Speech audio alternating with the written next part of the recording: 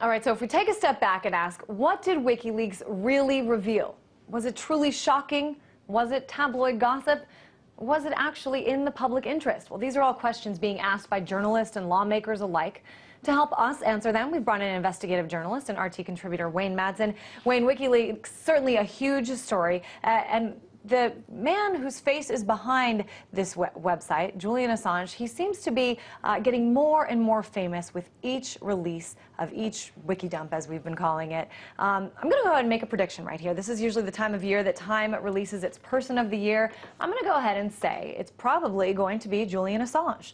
What do you think? Well, look, they've had as Time Person of the Year in the past some pretty infamous people. I think Stalin, Hitler were all Men of the Year. I am still looking at the fact that other than all the gossipy stuff, and what this does show is that U.S. diplomats, both career, foreign service, and political appointees, are the biggest gossip hounds in the world. I mean, they go to these cocktail parties, they hear something, they don't vet it.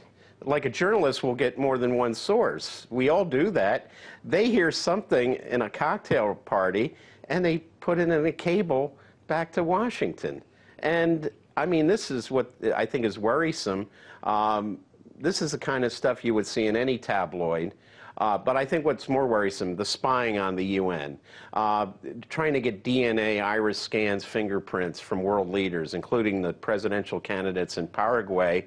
DNA, right after Fernando Lugo was elected president in Paraguay, he was hit with a paternity suit. He had to give his DNA samples. So what's going on? Now we know from the Financial Times that the CIA requested the State Department to get that information, that data. This is the downside. The other stuff is all fun. Everybody knows that Berlusconi is a bore. Sarkozy is really self-conscious about his height, and he is like an emperor without clothes. That Stephen Harper is like Robin to our Batman. They use that term quite a bit, Batman and Robin. It seems like these diplomats are reading a lot of comic books as well. I noticed when I asked you about the Person of the Year, you said it wouldn't be surprising. You said Stalin and Hitler have been on the cover. I mean, but Julian Assange, I don't know if that's a fair assertion to compare him to people like Stalin and Hitler. I mean, last year it was Ben Bernanke. Well, don't you think his impact has been significant? Well, I think it's been significant, but I also think he has caused a lot of problems because it looks like these cables are selectively cherry-picked.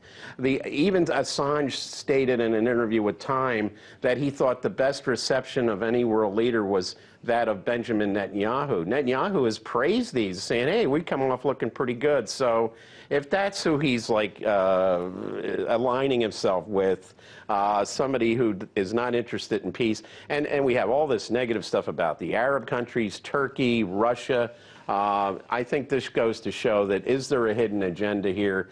And I guess Assange just today said something about his next big releases are going to be UFO documents. Hey, he keeps his name and face in the news.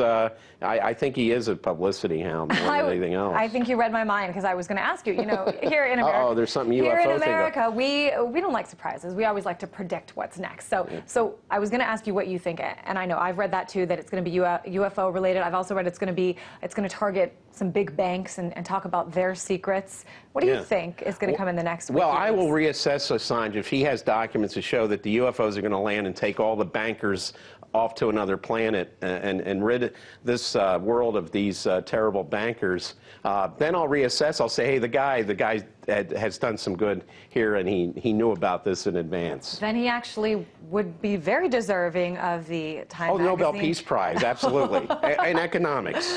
All right, you heard it here first. If the aliens take over the banks, well, then God bless America. Julian Assange gets our vote. All right, RT contributor, investigative journalist Wayne Madsen.